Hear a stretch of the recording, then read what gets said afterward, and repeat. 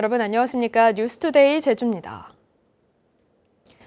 제주 4.3 사건 당시 군사재판을 받고 억울한 옥살이를 했던 수영인들이 최근 누명을 벗으면서 재심 청구가 잇따르고 있는데요. 당시 법원에서 일반 재판을 받았던 수영인들도 처음으로 재심을 청구했는데 70여 년 전 이들에게 유죄 판결을 내렸던 법원이 스스로 판결을 뒤집을지 주목됩니다. 조인호 기자입니다. 제주 4.3 사건 당시 내란죄 등으로 수감됐던 수영인들. 90을 넘긴 나이에 휠체어를 타고 전국 각지에서 찾아왔습니다. 억울한 거는 말할 수 없지만은 이렇게 선생님들이 도와서 이렇게 재판을 받아서 자연히 이니 되게 만들어준 것만 해도 감사합니다. 법원이 이번에 재심 여부를 결정하기 위해 첫 번째 신문을 진행한 수영인은 생존자 7명을 비롯해 모두 10명.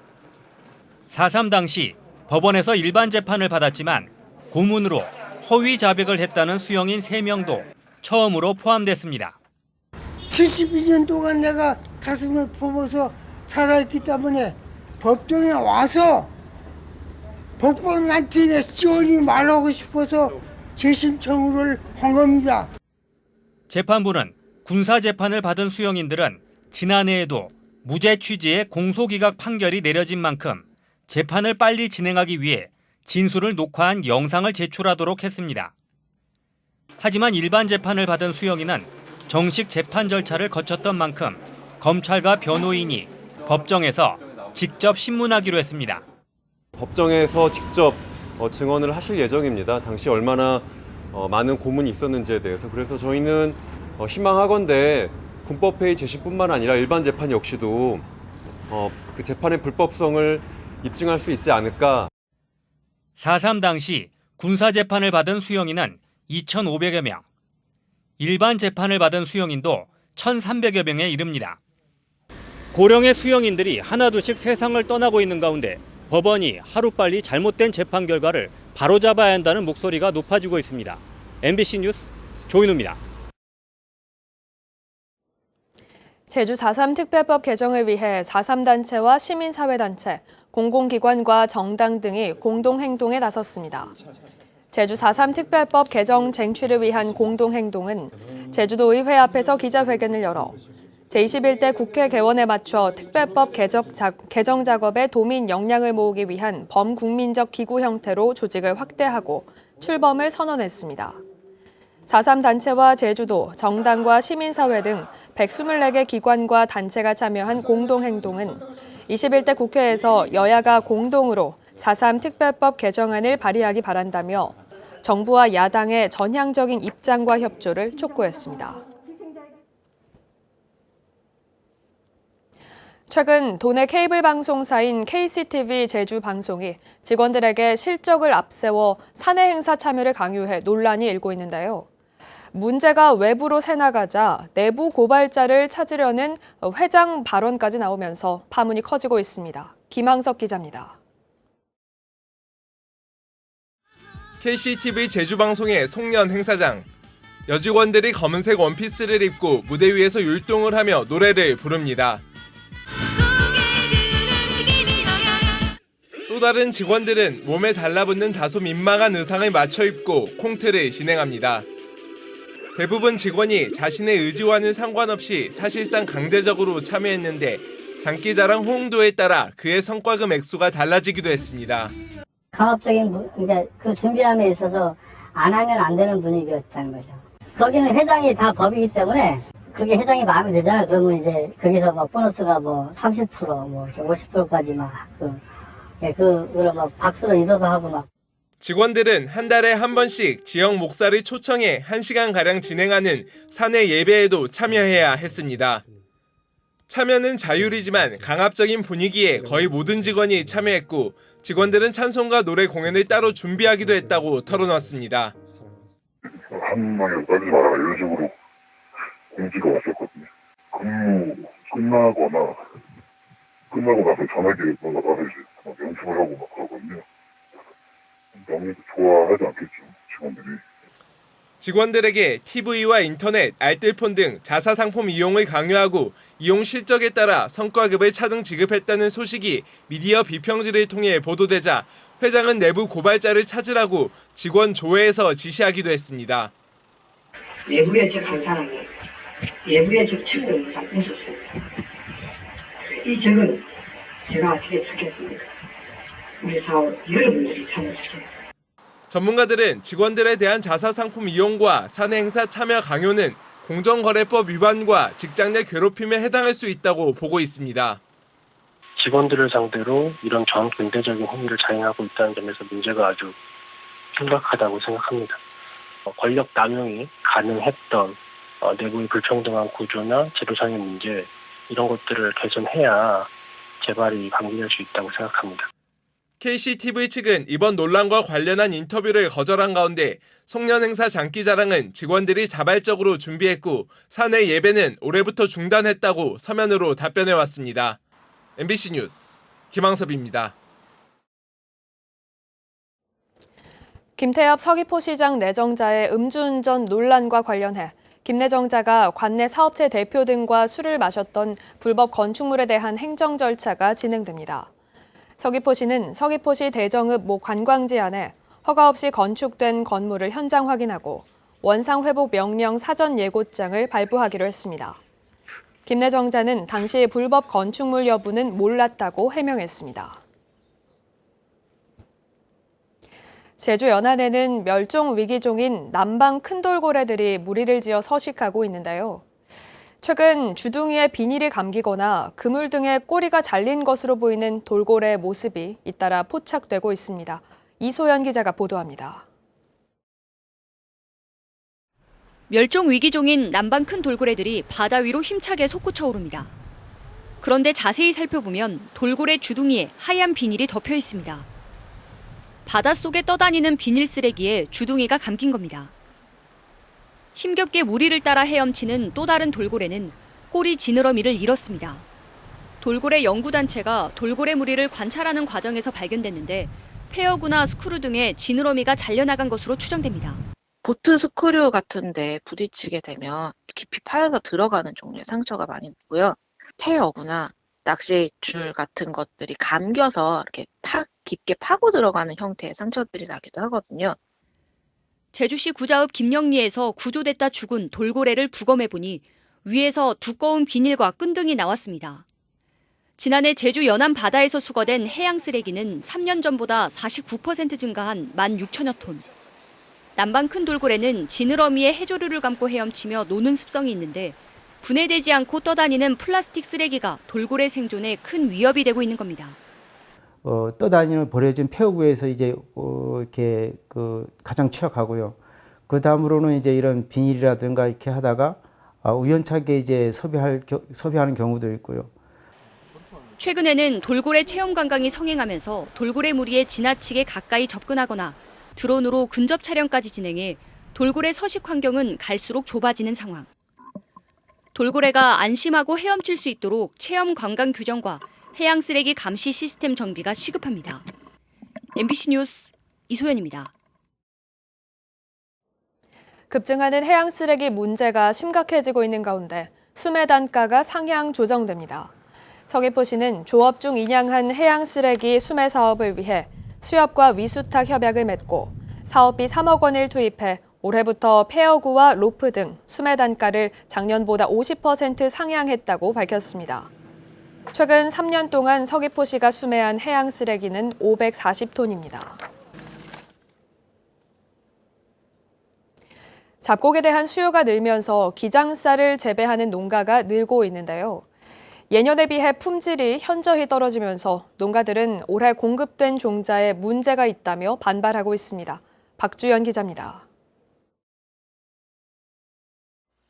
다음 달 수확을 앞둔 기장이 얼음 무릎에도 미치지 못합니다. 파종한 지 한 달도 안 돼 이삭이 달리면서 알맹이가 없는 쭉정이가 대부분.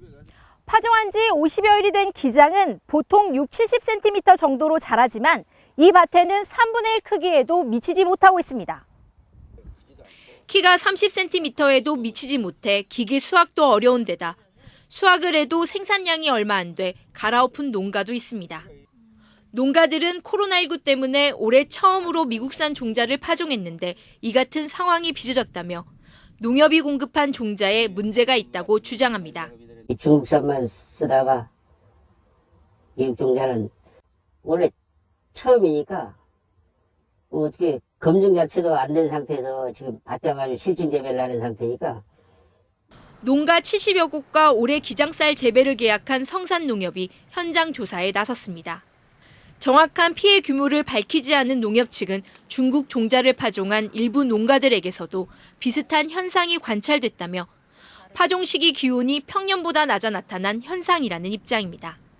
이제 얘네도 피해를 본 것 같아요. 저온 피해를 봤는데 이제 저온 피해를 보고 그다음에 짧은 상태에서 그다음에 온도가 갑자기 올라가니까 그래서 이게 지금 알맹이가 빨리 맺힌 거거든요. 농협 측은 종자의 문제가 확인돼도 농가들이 계약 재배 참여 당시 종자에 대한 문제는 제기하지 않겠다는 확약서를 작성한 만큼 보상의 의무는 없다고 선을 그어 농가들과의 마찰은 불가피할 것으로 보입니다. MBC 뉴스 박주연입니다.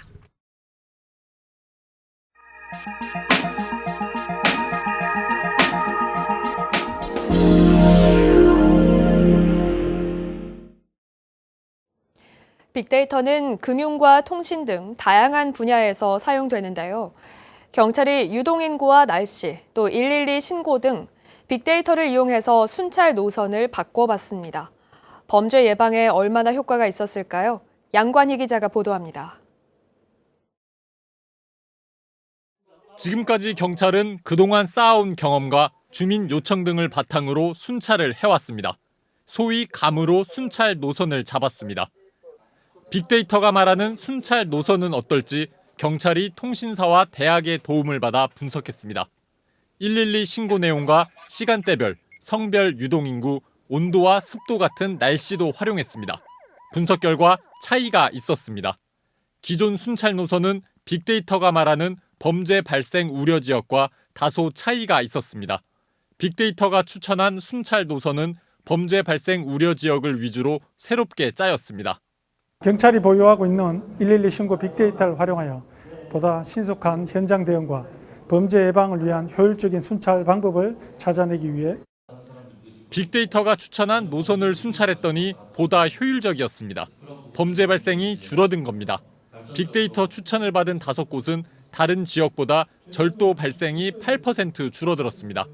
112 신고도 7% 감소한 것으로 나타났습니다. 과학적인 데이터에 기반을 해가지고 범죄 예방 정책을 수립했다는 것이 이제 굉장히 큰 획기적인 어떤 그런 시도였다고 생각을 하고 유의미한 결과다 이렇게 이야기를 할 수가 있겠습니다. 대구지방경찰청은 다른 빅데이터를 활용해 범죄를 줄이는 방법을 더 찾아볼 예정입니다. MBC 뉴스 양관입니다.